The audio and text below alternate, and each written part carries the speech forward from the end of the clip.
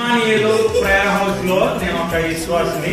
అయితే నా ఆశ ఏంటంటే మనం 7 వారాలు ఉపవాస ప్రార్థన కూడికలు ఏర్పాటు చేసుకున్నాం కనుక అందులోనూ మనం ఈ యొక్క కూడికలు ఎంతో నిశ్చయంగా పూర్తి చేసుకున్నాము.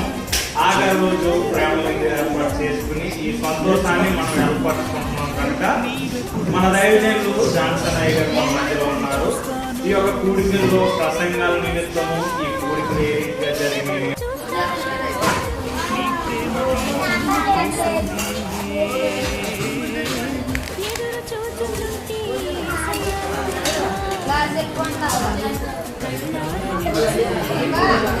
Gracias.